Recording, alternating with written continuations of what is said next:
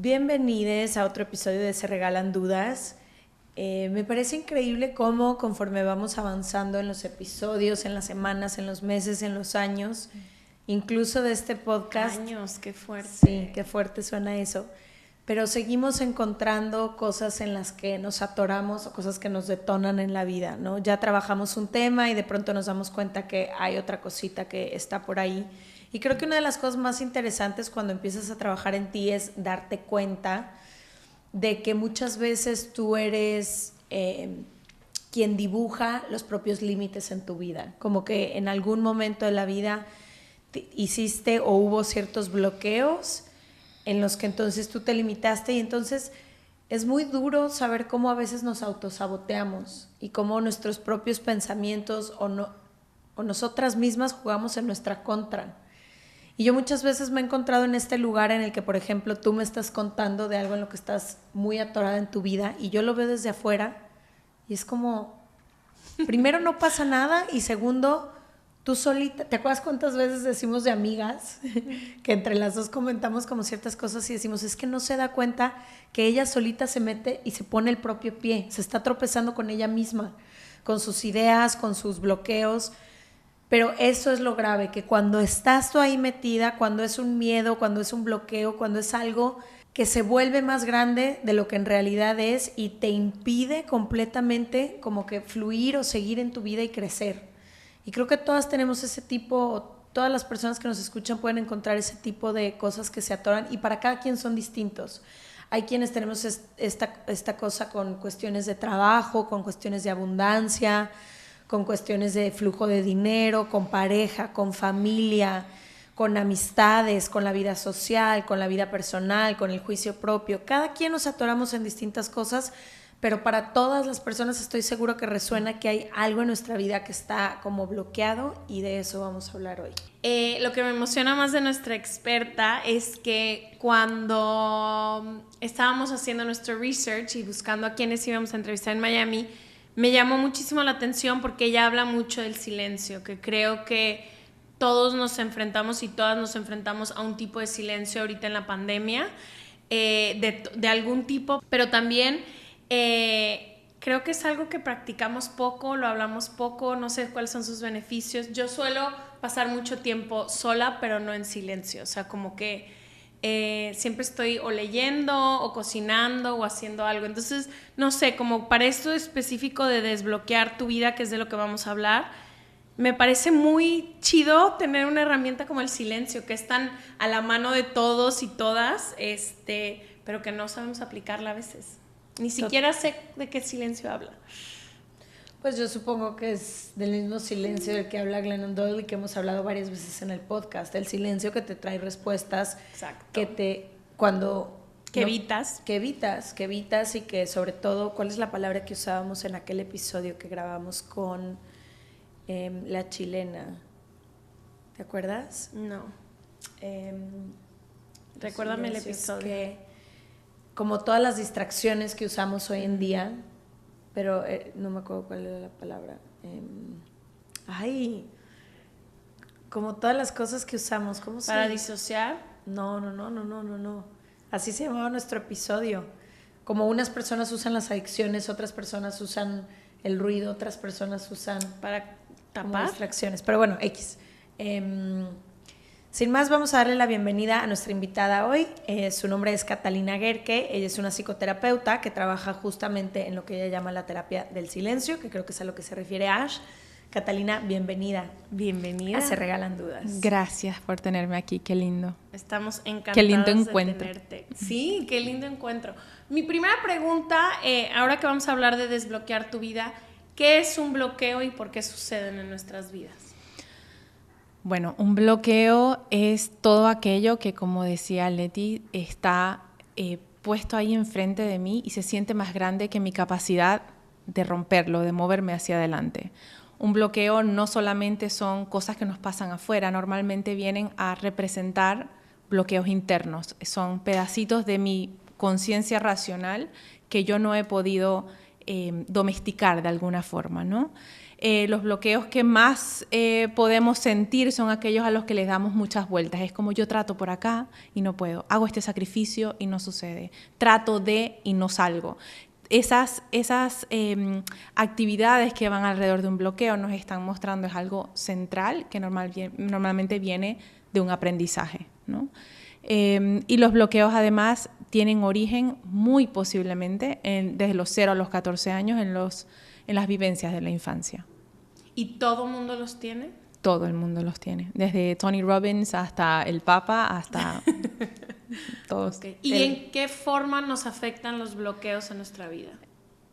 Bueno, a mi criterio, los bloqueos son ese lugar donde pues ya nos damos cuenta que estamos obligados a crecer, ¿no? Es esa barrera que nos impulsa a quedarnos donde estamos o simplemente buscar lo que haga falta para saltarlo. Son un punto importante de quiebre, un punto importante de transformación de la persona.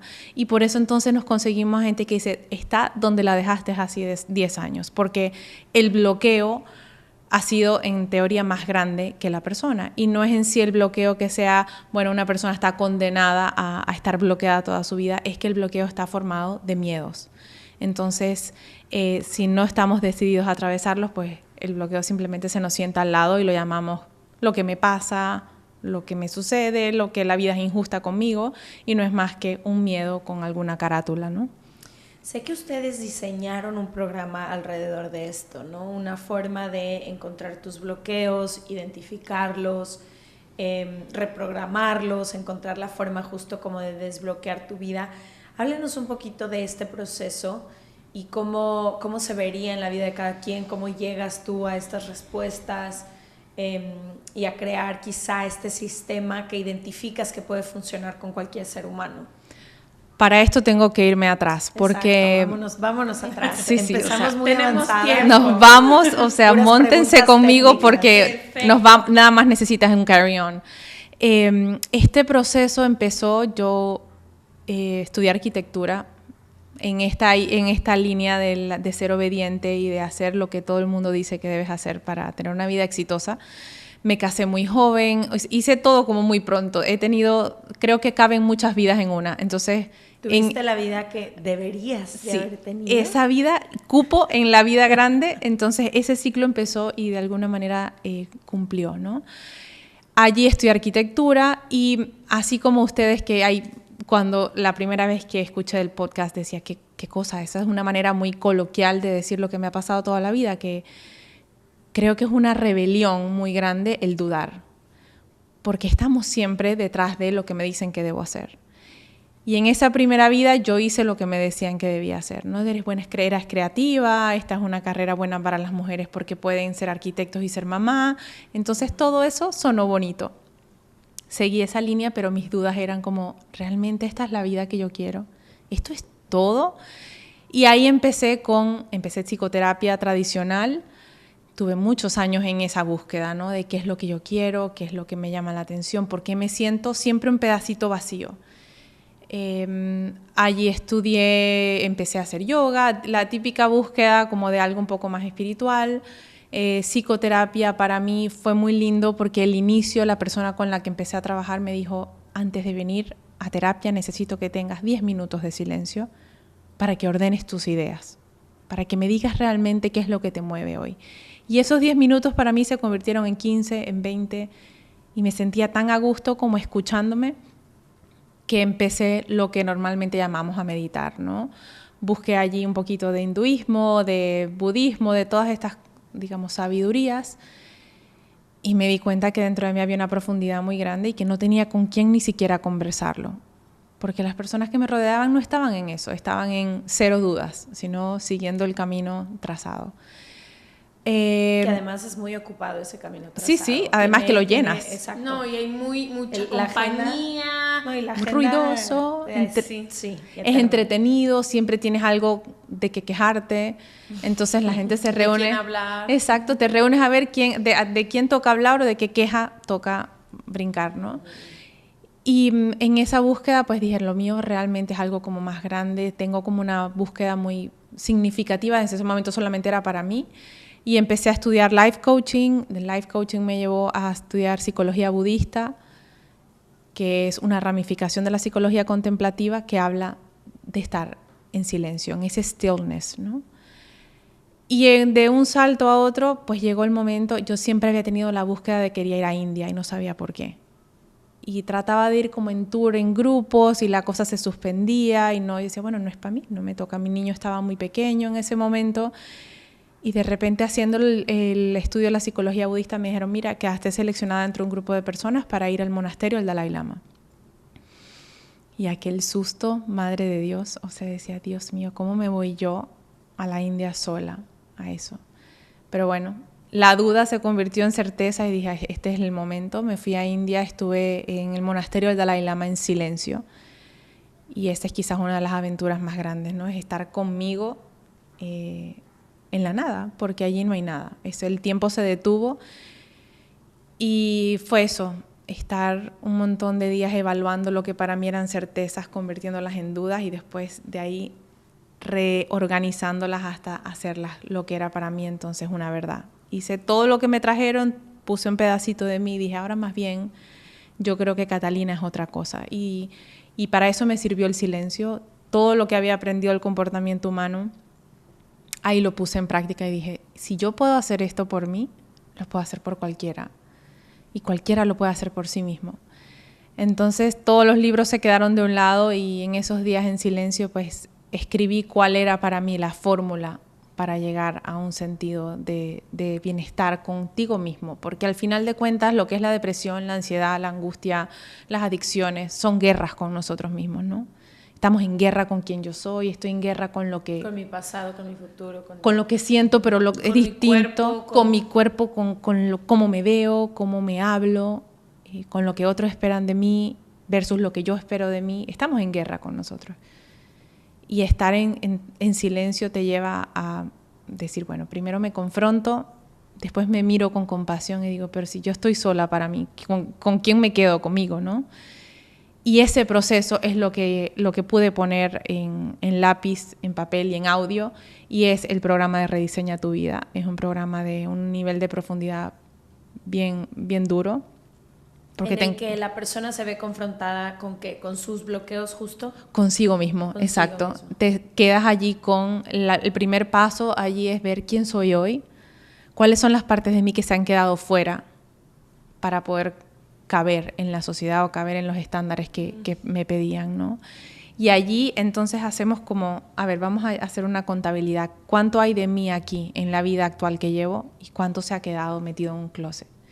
Entonces en esa incorporación el bloqueo no era más que la confrontación de mí mismo. Yo estaba bloqueada ante mi verdad y entonces ponía la verdad de Leti por delante. Y decía, no, es que yo no me puedo escoger yo, tengo que escoger lo que me ha dicho Leti que tengo que hacer. Entonces, por supuesto, en ese detour que hacemos de nosotros mismos aparece un bloqueo, porque ¿cómo va a haber abundancia, cómo va a haber alineación si yo estoy en contra de mí? Ese lenguaje al universo no le llega, porque yo no estoy yo, está llegando la voz de otra persona, no está llegando como de alguna forma mi mensaje auténtico. Entonces el programa es primero atravesar lo que significa la sinceridad de ver qué partes de mí están y qué partes de mí están fuera. Después identificar las creencias limitantes, que son mis aprendizajes. Cuando yo aprendí, por ejemplo, que el amor venía del sacrificio o que sentir que estar agradecido era más importante que ir detrás de lo que para mí son ilusiones, porque entonces me quedo en el agradecimiento para no empujar duro a lo que significa hacerme cargo de lo que está dentro de mí.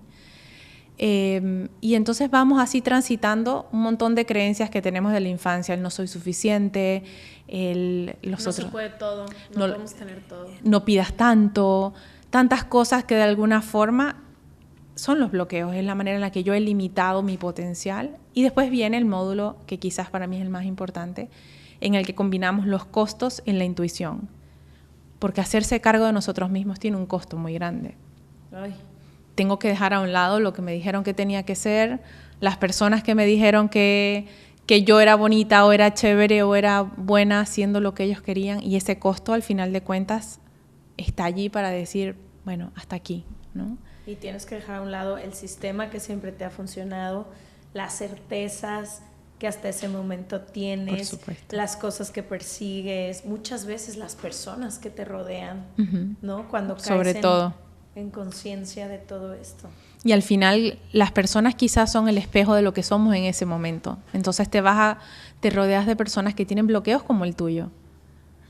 Y si tú saltas ese bloqueo y saltas esa limitante, a muchas personas no les gusta que estés allí porque les recuerdas que ellos tienen que hacer lo mismo o que están parados por un miedo que no se vean dispuestos a atravesar, ¿no? Quiero regresarme a la primera parte que dijiste de cómo encerramos cosas en el closet, ¿no?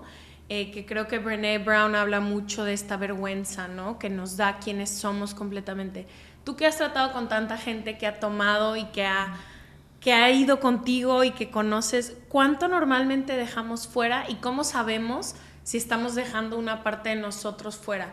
Porque ¿Por qué la dejamos fuera? Ajá, ¿por qué la dejamos fuera? Pero yo ahorita que me acuerdo, de chica hubo ciertas partes de mí que seleccioné que no eran dignas, por así decirlo, y las metí en un closet. Y no es hasta ya mucho más grande que me ha pasado que digo, yo siempre fui así y me forcé a ser Olga. ¿Dónde está esa parte mía que me encantaba? Últimamente le dije a Leti que yo solía ser muy social, solía tener muchísimos amigos y la metí en un closet. Y le digo a Leti, y ahora volteé y digo, me gustaría regresar a esa parte de mí, pero ¿por qué nos encerramos tanto? Y me gustaría saber como si le pasa a todo el mundo. Yo creo que una frase que usamos a diario es cuando decimos, no, es que esa persona es de otra liga o esa persona ya llegó. Cuando admiramos a gente que la sentimos muy distante, en mi criterio son personas que ya han sacado todo lo que tenían en su closet. Entonces da un sentido de wholeness, de completo, de admiración. Cuando estamos en ese pedacito de castración de nosotros mismos, no nos sentimos completos. Entonces admiramos a los que se sienten que ya se integraron a sí mismos. Todos hemos estado de alguna manera disociados o fragmentados de nuestro ser, porque, a nivel de explicación psicológica, el ser humano lo primero que busca es pertenencia, como un animalito, ¿no? Y si tú estás en una casa donde pues son ateos y tú tienes una sensación de espiritualidad muy grande, tú dejas eso afuera. Y si en tu casa son súper católicos y tú sientes una cosa fascinante por los astros, los dejas afuera. Porque el costo de no pertenecer a mi grupo familiar es muy doloroso, sobre todo cuando somos niños. Entonces, la autenticidad se queda en el closet. Hay casas, por supuesto, hogares donde eso no sucede, pero son mínimos los ejemplos de esos lugares, porque como padres tenemos preconcepciones de lo que está bien y lo que está mal, también heredados, ¿no? Entonces, nuestros hijos van poniendo cosas en el closet que nosotros como padres no queremos ver o no sabemos manejar. Si tenemos un hijo que baila y canta y es súper creativo, y a mí me castraron eso cuando niño, cuando lo veo, se lo prohíbo también. Claro. Entonces, porque me duele verte a ti lo que yo no me permití. En esos procesos es como vamos de generación en generación. Metiendo a la gente en el closet todo el tiempo. Hasta que llega alguien en la familia que dice, se acabó. Fíjate que no. Sí, sí. Y entonces esa persona saca del closet lo suyo, lo de su madre, lo de su padre, lo de sus abuelos, y hay para repartir. Y esa persona normalmente tiene como la dificultad de presentarlo, pero su autenticidad se lleva por delante ese bloqueo, por decirlo así, ¿no? ¿Y cómo me doy cuenta si estoy dejando partes atrás de mí? Porque a veces a mí me ha pasado que creía yo firmemente que era algo y después ya no era, o una creencia que creí que era mía y ya no era. O sea, ¿cómo quienes nos escuchan ahorita pueden navegar esto y decir, esto es algo de mí que tengo en el closet que me gustaría sacar? Y últimamente también con ciertas preguntas, porque todos los lunes en nuestra junta interna de equipo hacemos preguntas, ¿no? Y cada vez nos vemos así que más creativas y más profundas o lo que sea. Pero hemos estado haciendo muchas preguntas de cuando éramos niñas. Y tenemos también hombres en el equipo, de cuando éramos niñas y niños. Y como que yo me he empezado a confrontar con muchas cosas que ahora me acuerdo que era como niña y que no sé dónde quedaron. ¿No? Esta capacidad, por ejemplo, yo era creativa, pero en un exceso, y mi imaginación iba tan lejos que yo podía pasar tardes enteras sola en un universo entero que me había creado, ¿no? Y ya no sé qué pasó con esa parte de mí, o como que me acuerdo ahorita con nostalgia de ciertas cosas que creo que me gustaría retomar, pero van 30 años o 25 años de mi vida que dije, no, tú ya no puedes ser esto, tú ya no eres esto, porque tienes que ser así para poder lograr esto. Entonces, sí, también cómo empiezas a integrar todo eso que perdiste de alguna forma. Yo creo que el propósito de una vida, y eso es de los que trabajamos en el programa de propósito de vida, lo hemos dibujado hacia quiero ser como Kim Kardashian, quiero ser como ideales, ¿no? Y el propósito de vida no es más que eso, que incorporar todas las partes de mí que se habían quedado afuera, porque eso es un lugar de plenitud. Entonces, cuando sentimos que hay algo que está bloqueado en nuestra vida, por ejemplo, es cuando tratamos mucho, cuando hacemos mucho esfuerzo y las cosas no cambian. Allí está faltando un pedacito de ti que se quedó. Si tú sientes que en tu trabajo, por ejemplo, ya no te salen las ideas o estás totalmente sistematizada y no hay una sensación de soy libre haciendo lo que hago, es porque tu creatividad, que no es más que el flujo de la libertad de ser quien yo soy, se ha quedado atrás. La manera en la que nosotros vemos eso es con la insatisfacción interna. Es cuando siento, tengo un vacío de algo. Tengo un vacío de libertad, tengo un vacío de expresión, tengo un vacío de creatividad, tengo un vacío de emociones, de amor, de aventura. Porque sí es verdad que ya no puede ser, si tienes 40 años, querer ser una prima bailarina. Bueno, a ver, cuando tenías 4 tenías esa flexibilidad, quizás ahora no. Pero ¿qué me daba eso? ¿Qué me hacía sentir eso? ¿Dónde lo puedo encontrar ahora? ¿Dónde lo puedo encontrar ahora? ¿No? Que hay, sí, no me acuerdo en qué libro lo leí, pero nunca se me va a olvidar una reflexión de alguien que decía como eso, que sus padres le habían truncado sus sueños y ella quería hacer patinaje artístico profesionalmente y era muy talentosa y le dijeron, no, tú tienes que estudiar, esta no es una carrera real, lo que sea. Y entonces a sus 40 y algo de años tiene una crisis dentro de su matrimonio con sus hijos y todo, y ella se ve en este momento en el que dices que esto es lo que yo más quiero, ¿no?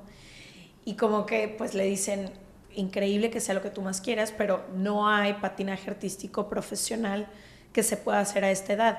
Y entonces ella empieza a reencontrarse con diferentes actividades, incluso una de ellas regresar a patinar, pero ya como un hobby, y te va contando todo el proceso de cómo sí recupera esa parte suya, que no necesitaba el reconocimiento de hacerlo de forma profesional, pero lo que ella se da cuenta en este momento de su vida es que lo que ella necesitaba era este espacio de una actividad que le hiciera sentir que estaba en el presente, que estaba con ella misma, que hacía algo para ella.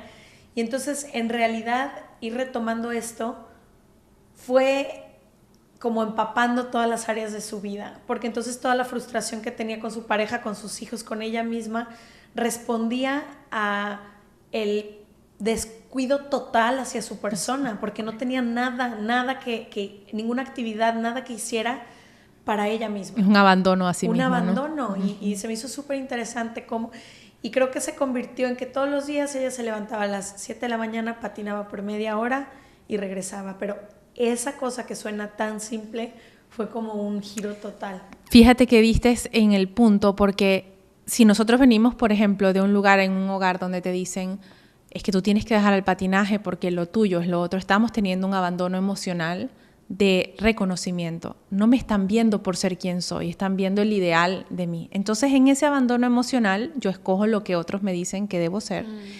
Y en lugar de sentirme bien con lo que hago, yo me acostumbro a abandonarme. Entonces vuelvo a un lugar de conciencia emocional donde para mí es conocido abandonarme. Entonces me caso con un esposo que me necesita todo el tiempo, tengo 5 hijos para seguir alimentando esa rutina de volver al lugar emocional que dice abandónate. Wow. Entonces para ella el patinaje es simplemente vencer el patrón de abandonarse que se convierte en el lugar donde tú te encuentras con tu historia. Y eso es un bloqueo. El bloqueo es que yo me relaciono con los demás desde el abandono. Entonces yo te quiero tanto que mira lo que me he abandonado. Mira, Leti, sabes que yo quería ir a trotar esta mañana, pero como te quiero tanto, me vine y dejé lo que iba a hacer por verte. Ese intercambio. Claro, ese intercambio, mis papás me quisieron porque me dijeron que si yo dejaba esto, me estaban dando una nueva manera de ver la vida, donde yo a mí nunca me iba a faltar nada y me estaban queriendo. Yo me sentía amada, a pesar de que estaba mutilando una parte muy importante de mí. Entonces, yo me relaciono con el amor desde el abandono. Yo renuncio a mí para que tú sientas que te quiero. Y eso se convierte en una moneda de trueque, ¿no? Entonces, como seres humanos tenemos esos bloqueos, ese diccionario en el que cuando nos vamos atrás, digo, ¿cuándo aprendí yo esto? Y eso, por ejemplo, lo que hacemos en el programa es, vamos atrás. ¿Dónde está el lugar donde eso se aprendió? Esto está todo guardado en la conciencia emocional, que es el lugar donde, como seres humanos, el primer intercambio que tenemos con el mundo. Hay gente que dice, por ejemplo, yo no sé por qué yo siempre tuve a mi madre y yo tengo una sensación de abandono perenne. Y hace estas prácticas de silencio, que es donde tenemos las mejores herramientas, digamos, dentro del programa. Dice, yo me di cuenta que mi mamá tuvo intentos de aborto. Quiso abortarme. No había forma de que ella supiera eso, pero eso estaba grabado en el inconsciente. Y va en el proceso y le pregunta a la madre y dice, sí, es verdad. Es que yo tenía estas dificultades y varias veces me pasó por la cabeza. Entonces, en la conciencia emocional tenemos grabado todo lo que hemos sentido. Y cuando pasamos el día a día, pues entonces en ese sentir yo me relaciono contigo desde ese aprendizaje. Entonces, yo te quiero abandonándome, ¿sí? Y me encantaría, ahorita que mencionas el silencio, me encantaría hablar del silencio. Yo, como tú, me fui a la India por otras razones diferentes. Mi mejor amiga vive allá, después de Leti. Yo así de, bueno. Y que no, yo estoy aquí, dice Leti. No. Una de mis muy, muy, muy grandes amigas vive allá. Y me iba a ir con el que en aquel entonces era mi pareja, y 10 minutos antes de irnos se canceló el viaje para él. Entonces yo me vi en la India fui a un retiro de silencio de como 15 días, 10 días, y después estuve sola en la India durante 2 meses. Y después de ese momento de silencio tomé una de las decisiones más importantes de mi vida, que literalmente cambió el rumbo de mi vida, que fue mudarme de ciudad, llegar a una ciudad donde he hecho y construido un chorro de cosas que me han hecho muy feliz. Pero fue solo en el silencio que yo entendí mi propio sufrimiento. O sea, yo no había podido ver que todos los días la vida era un sufrir para mí. Estaba tan ocupada que yo lo único que descubrí en el silencio es, no quiero regresar a esta ciudad. A este caos. O sea, yo decía, es que no puedo regresar a esta ciudad. Y saliendo del retiro de silencio, yo hablé con mi mamá y le dije, es que creo que me voy a quedar más días en la India y voy a extender todo. Y mi mamá me dijo, ¿no se te ha ocurrido que te puedes mudar de ciudad? O sea, no te has pasado. Y fue como, ¡ah! Claro, todo este sufrimiento que pude ver en el silencio porque sufría, puedo resolverlo aquí. Pero me encantaría hablar de eso, del silencio, lo que tiene y por qué le tenemos tanto miedo. Y por qué es tan difícil. Hablemos de por qué es tan difícil el silencio y por qué lo huimos tanto. El silencio es difícil porque nos quedamos con la única persona de la cual no podemos huir. Ay, el chinita. De nosotros, ¿no? Entonces ahí nos damos cuenta de eso, por ejemplo, que estás diciendo tú tan lindo, que reconozco mi sufrimiento, reconozco los lugares de mí que ya no quieren, que dicen basta, y me lo dicen en el cuerpo, me lo dicen con la ansiedad, me lo dicen con las enfermedades crónicas. Con las relaciones que empiezas a tener. El ciclo que se repite, y ahí volvemos a los bloqueos, es dónde me estoy poniendo yo en el medio de mi camino. Y ese yo que se interpone es al que vamos al silencio. Es como esa figura de mí que he creado, que estaba al servicio de mi escuela, mis amigos, mis padres, mi sociedad. Esa figura ya no se parece a mí, no se parece a quién soy. Y ese quién soy solamente lo podemos conseguir cuando afuera no tenemos ruido. Porque si yo vengo a un lugar donde, en mi trabajo, en mi escuela, en mi casa, lo que sea, ya hay preconcepciones de mí, entonces me fuerzan a entrar en una casilla donde dicen, pero tú no decías eso antes, pero tú no querías. Entonces rápido te vuelven a moldear a la persona que tenías que ser, ¿no? Ese silencio del que hablas, Ash, es el silencio de donde todo viene y de donde todo regresa. Como en el Tao Te Ching dice que nada hace y no deja nada sin hacer. O sea, el ser humano viene de la creación del silencio. Y cuando llegamos allí nos conseguimos en una voz muy, muy poderosa. Confrontativa. Que es la tuya, es la que te dice, estoy harto de que estás en guerra conmigo, estoy harto de que no me dejes ser. ¿Cuántas veces más vas a ir a ese lugar donde ya sabes que no eres querido o no te aceptan como eres? Entonces, en esa confrontación, una vez que lo escuchamos, no lo podemos dejar de oír. Podemos tratar de seguirnos siendo infieles un rato, pero no sirve. Ya llega un momento en que dices, cuando lo ves, puedo. No puedes. No puedes dejar de ver. Y a veces quisieras, ¿no? O sea, que creo que pasa en esos momentos de silencio cuando le huyes tanto y de repente tienes esta verdad que te la avientan en la cara, porque se siente así, la verdad. O sea, no es como... A veces pensamos, y me da mucha risa cuando hablamos de amor propio, se ve muy suave, muy lindo, cuando en realidad mucha parte del amor propio es esta voz que grita y que te dice basta, basta de esta relación en la que estás, basta con la guerra que me estás haciendo, y no es sutil, ¿sí me entiendes? O sea, el cambio es muy... y te empieza a perseguir todos los días, a todas horas, te lo dice todo, o sea, ya no hay paz hasta que haces ese brinco de decir, perfecto. Pero de todas maneras no había paz. Eso es lo interesante, yo creo, del silencio. Sí es confrontativo, sí es difícil, pero ¿qué es mejor? ¿Haberte quedado en esa ciudad donde estabas asfixiada, en caos, infeliz y sufriendo todos los días? ¿O dar el salto, escuchar el silencio y entonces liberar tu vida? Pero tú y yo hoy podemos hablar de la experiencia que fue para mí dejar esa ciudad y todo lo que me costó. Durante el proceso, yo sentía que iba contra mí misma. Yo irme de Nueva York lo tuve que hacer en una semana en friega, sin decirle a nadie, y aparecer en la ciudad que ahora vivo medio tambaleando, porque se sentía como si iba un poco en contra de mí, porque decía, ¿cómo voy a dejar esta ciudad? Aquí construí tantas cosas, es lo que me tengo que hacer para mi sueño, no sé qué. Ahora que lo veo digo, ay, claro, me hubiera ido un año antes, pero en ese entonces mi bloqueo se sentía como tú decías ahorita que dijiste, más grande que tú. Yo sentía que me tenía que comer un elefante y no podía comer, o sea, enorme.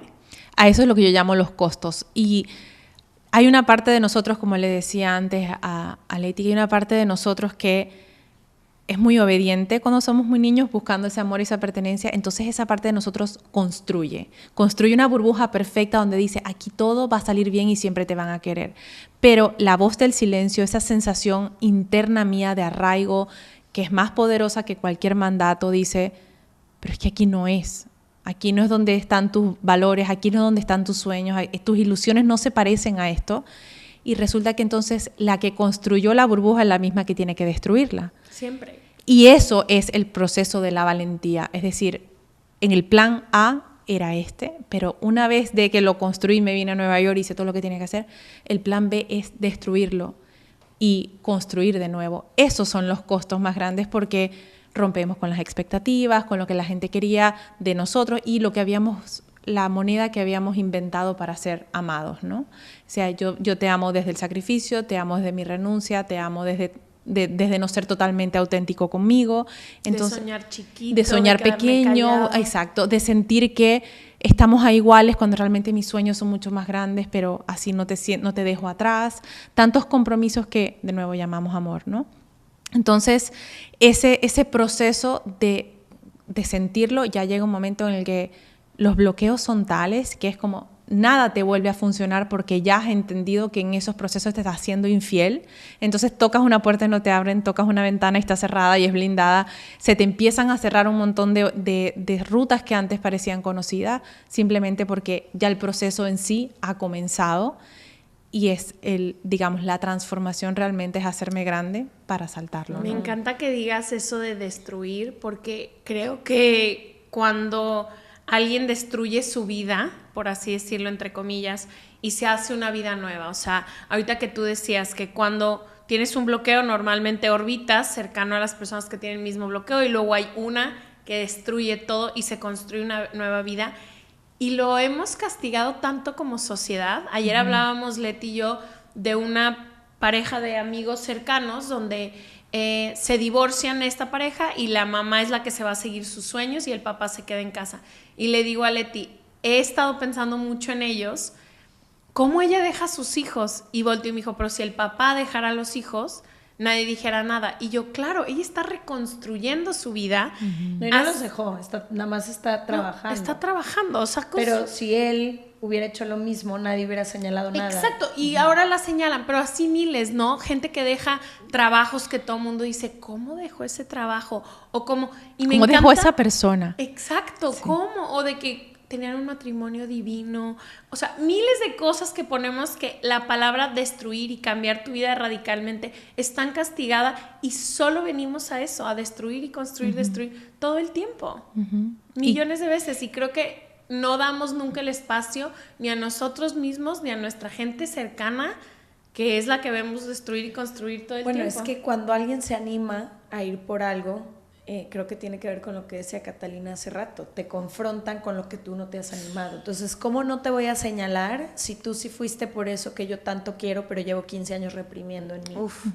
¿No? Y yo tengo un hijo de 14 años y realmente a mí me ha tocado eso, yo le quise construir una vida perfecta en una burbuja de cristal y he sido yo, después de tantos procesos de sinceridad y de valentía, Te voy a romper esta que he ventana. sido yo misma la que le dije, perdóname, y rompí yo misma la burbuja que le había construido, ¿no?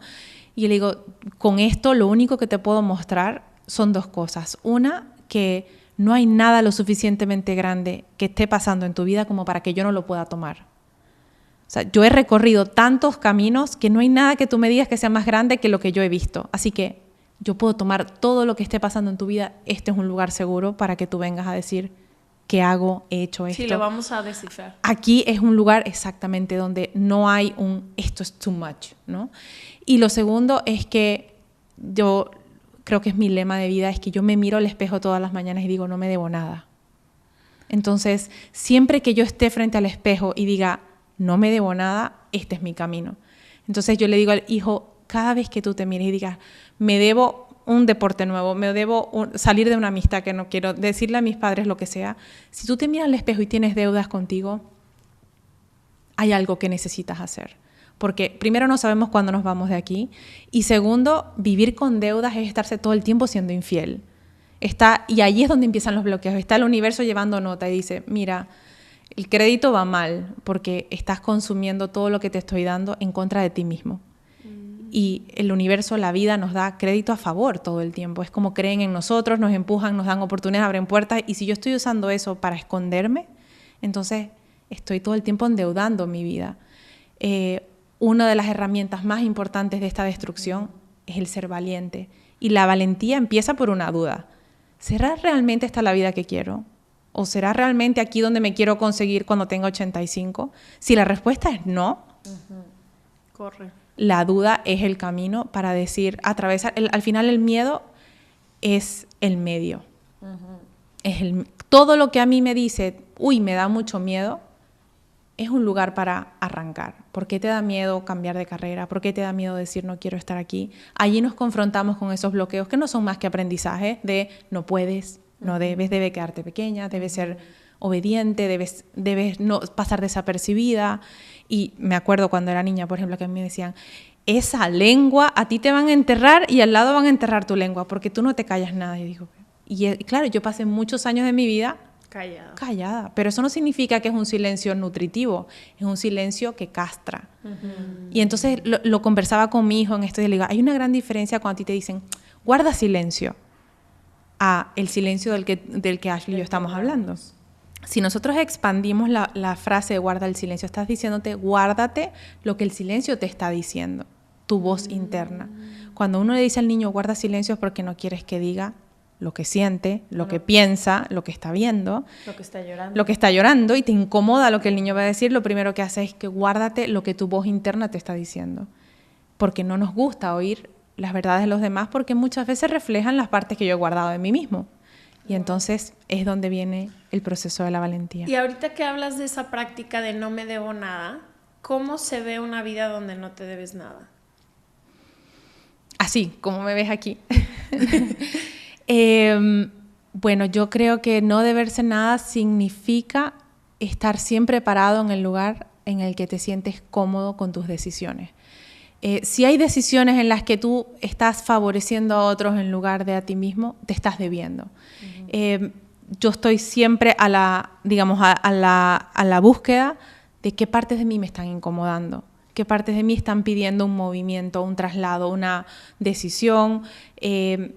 Y esos son los lugares donde uno crece. Porque cuando tú te debes es porque le estás dando a lo demás lo que no te has dado a ti mismo. Entonces le estás dando tiempo a otros que no te dedicas, le estás dando compasión que no te has dado a ti. Y el no deberse nada te deja dormir en un lugar de plenitud en el que tú dices, bueno, está lo bueno, lo malo y a ambos los reconozco como míos. Si tu deuda es mirarte al espejo y decir, no quiero ver lo malo que he hecho, pues estás todo el tiempo trabajando en función de tapar las cosas que aparentemente. Exacto. Sí, como que no estás en paz. No estás en paz contigo. Eso es el estar en deuda con uno, estás siempre intranquilo. Tienes una sensación de vacío que cuando te has pagado todos los espacios, dices, bueno, ahorita no tengo nada que me esté tocando a la puerta, ¿no? Sí. Sabes que una de las cosas que decías, la valentía empieza por una duda.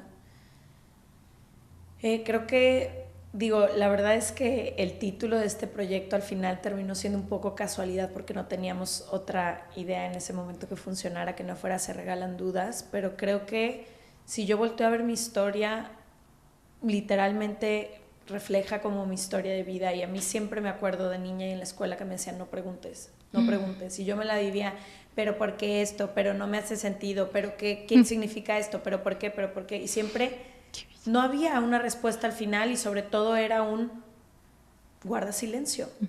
Me incomodas. Me incomodas, eres una persona incómoda.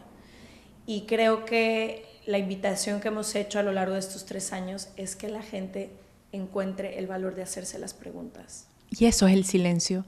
Exactamente. Cuando veo a las personas en ansiedad, en depresión, en tantas crisis, ¿sabes qué? Siéntate, y el proceso del silencio, por eso trabajé muy duro en quitarle todas las etiquetas. No es meditación, no es tantra, no es nada de todas esas etiquetas, no es mindfulness. Es el silencio, sentarte y hacerte preguntas grandes. ¿Qué se siente ser yo? ¿Qué es lo que me incomoda? ¿Qué de lo que vivo todos los días ya no se parece a mí? Esas preguntas, que son la apertura a una duda, te empieza a mostrar afuera, y las sensaciones son muy sutiles. Donde tú te rigidizas, sí, donde tu cuerpo te dice aquí no, y donde dices parece que aquí sí. Está calientito. Entonces el silencio es esa conversación de la pregunta grande, que estamos acostumbrados a hacerla afuera cuando somos niños, porque nadie nos dice, pero tú sabes la respuesta. Los niños siempre, no, él quiere un helado de vainilla. Es no tener la paciencia de esperar a que cuando niños tengamos ese espacio de sentir qué es lo que queremos, porque nos asusta que los niños nos impongan cosas, ¿no? Y que nos enseñan también a que lo que queremos no es lo correcto. O sea, ponte a ver. A siempre preguntar hacia afuera, como a pedir el consejo, a confiar en alguien más. Y si tú observas a las grandes y los grandes maestros en la historia, todos te invitan a sentarte contigo. En realidad esa es la invitación, como a sentarte. Y lo que más fuerte se me hizo, que lo apunté aquí, es que dijiste, la voz interna es más grande que cualquier mandato. Pero se nos enseñó siempre a desconfiar de esa voz interna, o ni siquiera conocemos un canal de conexión. ¿Qué es la intuición? ¿Cómo me conecto con esta voz interna y cómo voy a creer en ella cuando siempre me dijeron haz lo contrario, tienes que ser otra cosa? Entonces creo que ese es el gran ejercicio, y según lo que dices tú, Glennon Doyle, y muchísimas personas que sigo, el único espacio en el que se encuentra eso es en el silencio con una misma, porque nadie tiene las respuestas a tu camino y a tu vida que tienes tú. Solo es como si le estás pidiendo a alguien que venga y abra la llave de una puerta a la que solamente tú tienes la llave. Correcto. Es que lo has dicho lindísimo. Me pasa un montón, me dice, ¿qué hago? Digo, yo no estoy aquí para decirte qué hacer, yo estoy aquí para recordarte que la respuesta es tuya. Y cuando somos niños nos quitan ese músculo que siempre sabe, siempre sabemos. O sea, no hay ser humano en el mundo que no sepa. ¿A qué llamamos locura? Pues en mi criterio, la gente que dice, yo a veces siento que estoy loca, es que hay una batalla entre lo que sé que quiero y lo que me dicen que debo ser. Entonces en el medio me paro y digo, estoy loca, no puedo decidir. Principalmente porque en lo que debo hacer, supuestamente me quieren cuando lo hago. Entonces estoy sacrificando esa moneda de intercambio que es prehistórica, porque al final de cuentas el amor empieza por qué tan cómoda estoy conmigo. Si yo no puedo estar cómoda conmigo, ¿cómo puedo pensar que Ashley va a estar cómoda conmigo? No puede, porque ella va a estar todo el tiempo sintiendo ese lugar de mí que estoy escondiendo, ¿no? Y eso al final es lo que llamamos la sombra.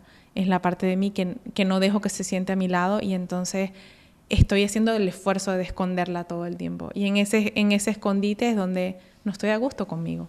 No, y creo que ahí cuando dices de esconder, cuando dejamos de esconder cosas, por ejemplo, este año para mí ha sido un año de desbloquear niveles que yo no había visto. O sea, literal, ese va a resumir mi 2021 en voltear a ver partes de mi vida que nunca había podido tener la capacidad de ver. O sea, yo creo firmemente en que uno va caminando hacia la montaña y cuando ves la otra parte de la montaña es porque ya llegaste y de abajo no se veía.